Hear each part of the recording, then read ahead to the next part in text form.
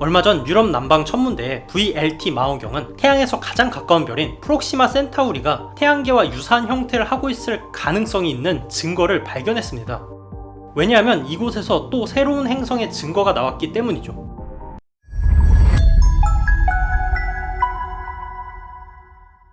인류가 아무리 과학이 발달해도 지구에서 살 수 있는 시간에는 한계가 있습니다. 그 이유는 태양의 핵융합 연료가 고갈이 되고 있기 때문인데요. 물론 완전 고갈되는 데는 70억 년 가까이 걸리지만 빠르면 5억 년 이후에는 지구가 생명체가 살기 힘든 환경이 될 가능성이 높습니다. 핵융합으로 헬륨 비율이 높아질수록 태양 중심 압력은 강해져서 더 많은 연료를 소모하기 때문에 지구가 뜨거워지게 되기 때문이죠.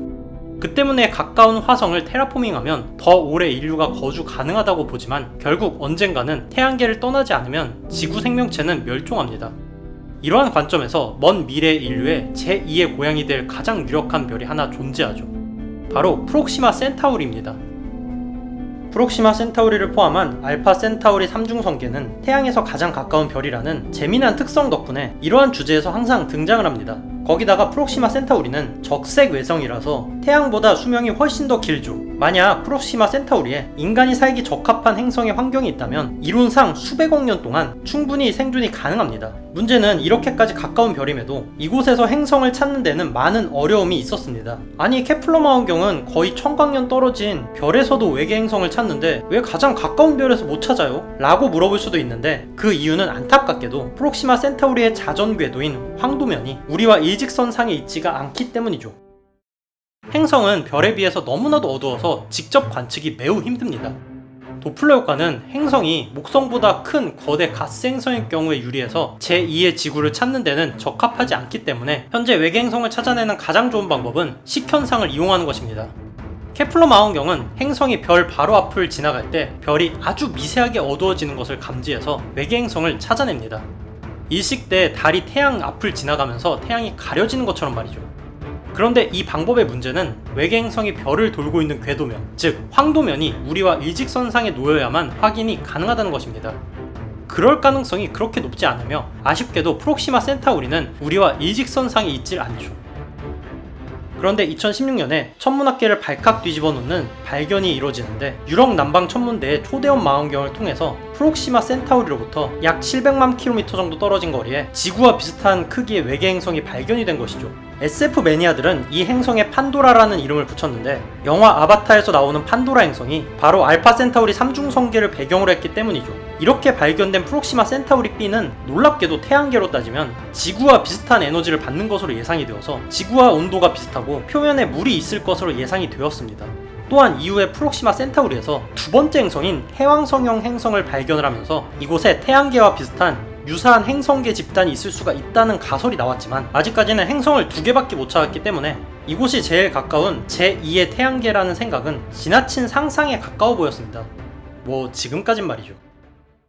얼마 전 유럽 남방 천문대의 VLT 망원경은 태양에서 가장 가까운 별인 프록시마 센타우리가 태양계와 유사한 형태를 하고 있을 가능성이 있는 증거를 발견했습니다. 왜냐하면 이곳에서 또 새로운 행성의 증거가 나왔기 때문이죠.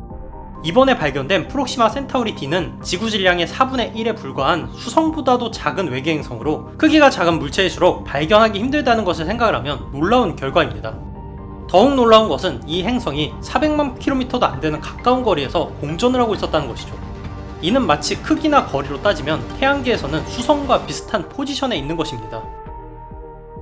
현재까지 프록시마 센타우리에서 발견된 외계 행성은 태양계로 따지면 지구나 금성 거리에 있는 B와 목성 정도 거리에 있는 가스 행성 C, 그리고 수성과 비슷한 크기와 거리를 가진 D가 발견이 되었습니다. 놀라운 부분은 이 성계의 구조가 태양계와 유사하다는 것입니다. 이렇게 거리에 따라서 행성의 크기가 태양계와 유사하다는 것은 우리의 행성 생성 가설에 접목을 해보면 아직 발견되지 않은 행성들이 더 있으며 태양계의 미니 복사본 같은 형태를 하고 있을 가능성이 있습니다. 지금까지 다른 별에서도 태양계처럼 많은 행성이 있다는 것이 밝혀지기도 했지만 이 정도까지 유사한 경우는 별로 없었습니다. 거기에다 더 중요한 것은 프록시마 센타우리가 우리 태양계로부터 가장 가까운 별일 뿐 아니라 적색 외성이라는 것입니다. 태양은 우리 은하에서 상위 20% 정도의 크기를 가진 G형 주계열성이기 때문에 수명이 앞으로 50억 년도 남지 않았지만 적색 외성은 가장 작은 것은 수명이 무려 1조 년 가까이 예상이 되고 프록시마 센타우리도 수천억 년의 수명을 가질 것으로 생각이 되기 때문이죠. 물론 이런 작은 항성 크기 때문에 이 모든 행성들이 태양계보다도 훨씬 가까이서 돌고 있긴 하지만 지구나 화성의 포지션에 해당하는 행성 하나와 다른 가스 행성들이 존재할 수가 있다는 것이죠.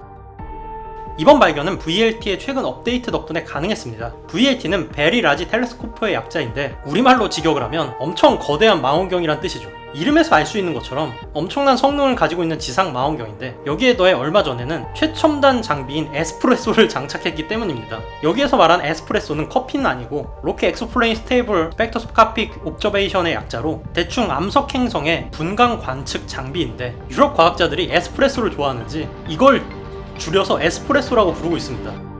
이번 발견은 단순히 새로운 외계 행성을 발견한 성과도 있지만 더 중요한 건 최첨단 장비인 에스프레소의 능력을 검증했다는 것입니다. 무려 지구 질량의 4분의 1에 불과한 외계 행성을 찾아낸 건 프록시마 센타우리가 아무리 가까운 별이라고 해도 놀라운 성과이며 이 장비를 통해 케플러가 찾아낼 수 없는 황도면이 일직선상에 위치하지 않은 외계 행성의 존재를 검증할 가능성이 높아진 것이죠. 그리고 이 행성이 발견된 지금 시점이 제임스 웹 망원경이 라그랑주2 궤도로 올라간 시기여서 여러모로 좋은 시기입니다. 참고로 올해 여름부터 본격적으로 가동될 예정인 제임스 웹 망원경은 첫 해 임무에서 주로 외계 행성 관련된 임무를 할 것으로 예상되고 있어서 최근 5년간 화제가 되고 있는 프록시마 센타우리계의 외계 행성 관측에도 활용이 될 것으로 생각이 됩니다. 제임스 웹 망원경에 달린 적외선 장비로 행성의 대기 성분을 알아낼 가능성이 있어서 어쩌면 프록시마 센타우리 B에서 수증기 구름을 발견을 해서 액체 상태의 물이 존재한다는 발견을 할 가능성이 있습니다. 제임스 웹 망원경은 나사의 자산이지만 나사만 사용하는 게 아니라 전 세계 과학팀들이 자신의 연구 계획을 천문연맹에 제출해서 일정 시간 사용을 확보할 수가 있습니다. 각국의 과학자들로부터 총 1173건의 24,500시간의 제안서를 받아서 익명으로 심사해서 선정한 덕분에 무려 첫 해에만 41개국의 2,200명의 과학자가 제임스 웹 망원경을 운영해 볼 계획인데 편견을 막기 위해서 익명 심사를 한 덕분에 우리나라의 연구팀과 중국의 연구팀도 일정 시간 제임스 웹 망원경 운영 시간을 획득했다고 하네요. 프록시마 센타우리는 약 4광년 정도 떨어진 거리로 현재까지 발사가 된 탐사선으로는 날아가는 데만 6만 년에서 8만 년이 걸리지만 가장 가까운 별이라서 수백 년 안에 도착할 수 있는 로켓을 만들고 SF처럼 냉동인간 등의 기술이 생기면 먼 미래 언젠가는 인류가 도착을 할 가능성이 있습니다. 올해 프록시마 센타우리에 인류가 거주가 가능한 제2의 지구가 존재한다는 그런 뉴스가 나왔으면 좋겠네요. 그러면